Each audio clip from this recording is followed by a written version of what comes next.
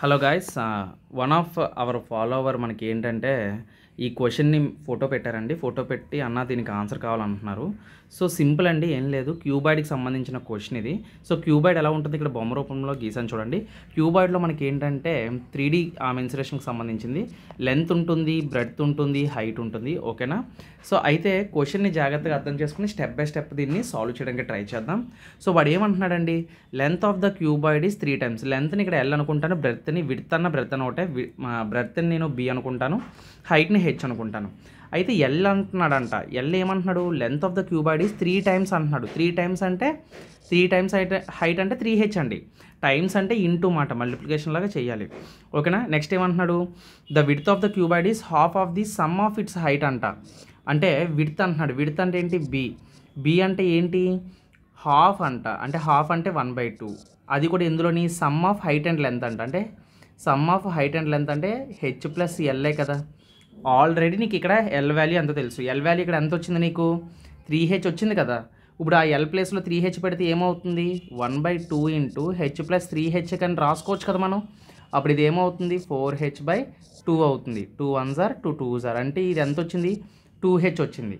అంటే b equal to 2h. దీన్ని ఇలా కూడా రాసుకోవచ్చు, h equal to b/2. So మనకి హెచ్ వాల్యూ కూడా వచ్చిందన్నమాట. అయితే హెచ్ వాల్యూ వచ్చింది మనకి, ఇక్కడ ఎల్ వాల్యూ కూడా తెలిసింది. అయితే ఇప్పుడు వాడు నెక్స్ట్ ఏమంటున్నాడు, లెంత్ ఇక్కడ ఇది లేదండి. Length if 5 times the width is equal to 100 centimeters. అంటే 5 టైమ్స్ బి విడ్త్ అంటే 5b మాట, ఈక్వల్ టు 100 సెంటీమీటర్స్ అంటున్నాడు. చెప్పండి, 5 అటు వెళ్తే డివైడ్ అవుతుంది. 5 టేబుల్లో 100 ఎన్నిసార్లు పోతుంది, 20 టైమ్స్ పోతుంది. అంటే 20 సెంటీమీటర్స్. అంటే ఇక్కడ మనకి బి వాల్యూ వచ్చేసింది. కాబట్టి ఇప్పుడు బి వాల్యూ నేను ఏం చేస్తాను, బి 20 సెంటీమీటర్స్ అని నాకు తెలిసిపోయింది ఇక్కడ. సో ఇప్పుడు నేను దీంట్లో సబ్మిట్ చేస్తాను. అప్పుడు హెచ్ ఈక్వల్ టు ఏమవుతుంది, 20/2 కదా అవుతుంది. అప్పుడు దేర్ఫోర్ హెచ్ ఈక్వల్ టు నాకు ఎంత వస్తుంది, 10 సెంటీమీటర్సే కదా వస్తుంది. సో హెచ్ వాల్యూ 10 సెంటీమీటర్స్ నాకు వచ్చేసింది.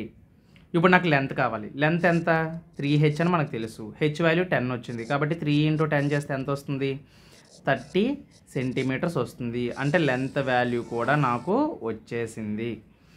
అయితే ఇప్పుడు నాకు కావాల్సింది ఏంటి, వాడు ఏమడిగాడు, what is the total surface area of the cuboid అని అడిగాడు. So total surface area formula ఏంటండి, మనకి L value, B value, H value తెలిస్తే సింపుల్ అండి. Total surface area formula 2 × LB + BH + HL. ఓకేనా?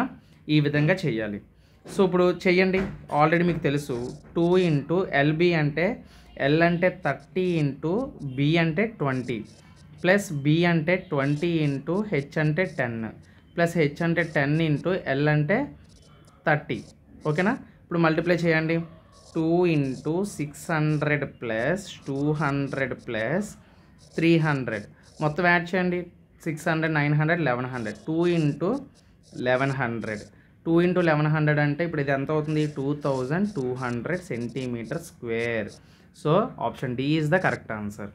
చూసారా? అంటే మీకు అర్థం కావడం కోసం నేను ఇలా చేశాను. కొంచెం మీరు ప్రాక్టీస్ చేస్తే ఈజీగా వచ్చేస్తుంది. Thank you.